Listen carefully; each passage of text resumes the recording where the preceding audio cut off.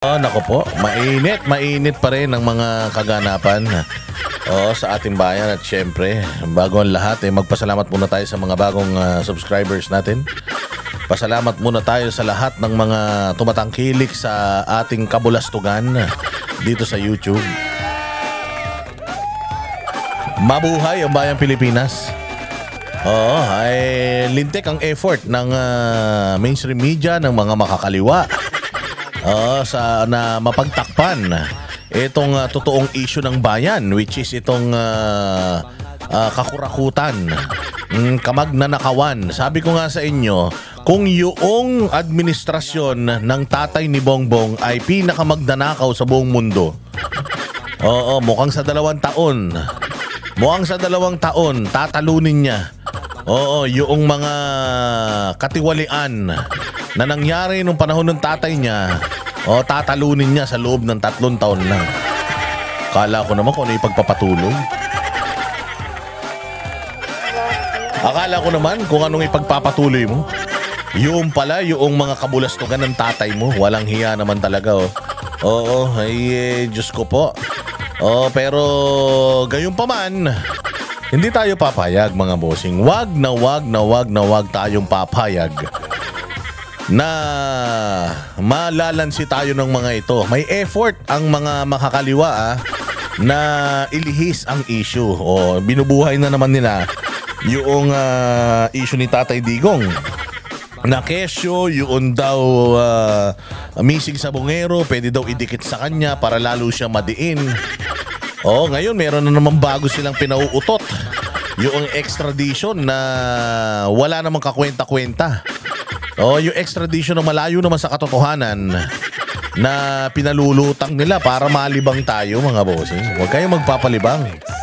At ito pa yung impeachment pa ni VP Sara. Isa pa yan na talagang kanilang tinututukan. Kaya kung makikita mo, tutok na tutok, focus na focus yung mga buwisit na mga makakaliwa, yung mga komunista sa mga Duterte. Para protektahan, kasapakat ang mainstream media para maprotektahan itong issue na to. Matakpan itong issue ng pangungurakot. Huwag tayong hihinto hanggat walang nabibitay na mga kontraktor. At hanggat itong mga kontraktor na ito ay hindi inilalaglag yung kanilang mga hindi inilalaglag yung kanilang mga amo, yung kanilang mga kontak sa DPWH, hanggang sa makarating sa kung sinong politiko ang nagbaback up sa mga punyetang ito. Kaya ang lalakas na lang mga loob ng mga hindot na ito na gumawa ng kabulastugan sa bayang Pilipinas. Alam nyo, noong panahon ni Pangulong Duterte, natulog itong mga santanas na to . Kaya nga sabi nga ni Basti Duterte, di ba? Parang rubber band rubber band syndrome. Yung napigilan sila, kaya pagkawala, putangin na tinodo nila.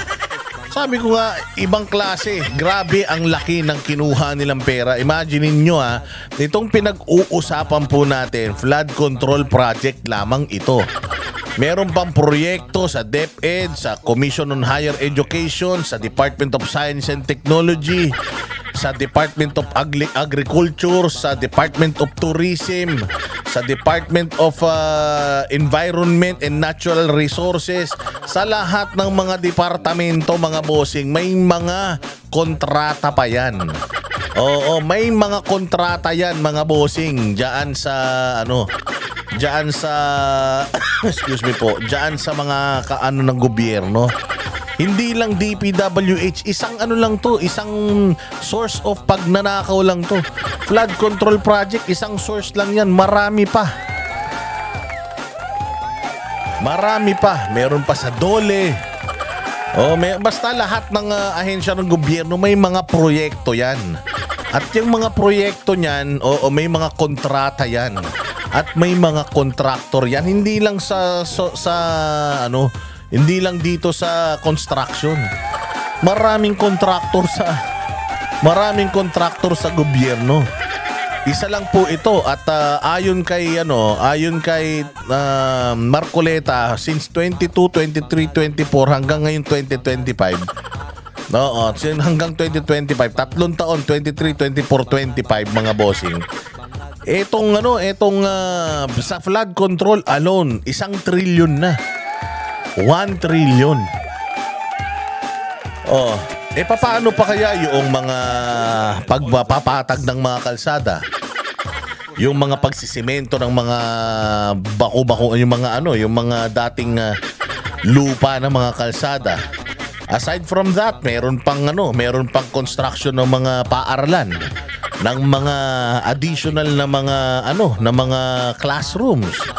Oh, aside from that, procurement ng mga upuan sa eskwelahan at kung ano-ano pa, napakadami nito. Kaya sabi ko mapapagod si Bongbong Marcos kakaikot kasi ito palang flood control project nakakalbo na siya napapanot na siya kakaikot, kakahanap ng wala naman na alam naman niya yan. Noon pa sinabi sa kanya, sinumbong na sa kanya ni Inday Sara, hindi pa rin niya pinakinggan. Diyos me. Kaya ayan, sabi kaya babantayan natin lahat yan. Huwag tayong titigil, tututukan natin yan. Sabi ko nga, paatras tayo. Kaya tayo paatras kasi puro magnanakaw yung mga nasa gobyerno. Sana may makita man lang tayong isang ibitayin na mga nakawatan sa Pilipinas. Kaya nga maganda yung panukala nabitayin lahat ng mga plunderer sa bayan. Kaya lang, ayaw naman nila pumayag. Ayaw pumayag nung ilang mga congressman. Ayaw din pumayag sa drug test. Anak ng tinapay yan. Ano na lang. Tanginan yan, pasok kayo ng pasok sa larangan na kayo ang namumuno Tapos kapag yung mga nasasakupan ninyo may nire-request sa inyo harang kayo ng harang. Nayupak na yan. Kami ang boses ng masa, hindi natatakot. Katotohanan lang, di kami nalulunod. Walang bahid ng sismis, lahat ay totoo. Kahit sino ka pa, pag mali ka babanatan ka. Walang pinipili kulay, wala kaming kinikilingan. Basta para sa bayan, kami lalaban. Pagtama palakpakan, pag mali banatan. Di matitinag, di matatakot, para sa bayan tuloy ang sigaw. Sa harap ng kamera, walang halong takot. Mga baluktot, lahat kayo'y tutumba. Ang hustisya at totoo, yun lang ang mahalaga. Kahit sinong harang, di kami matitinag. Walang pinipiling kulay, wala kaming kinikilingan. Basta para sa bayan, kami lalaban. Pagtama palakpakan,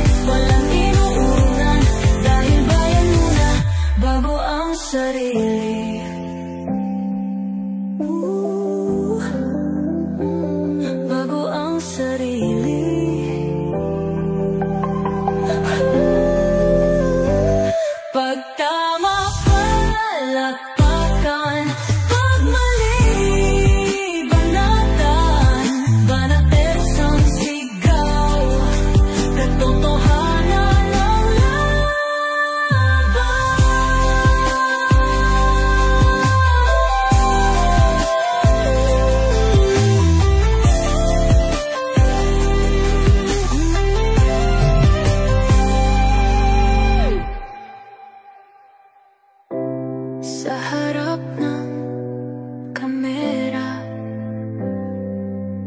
Wala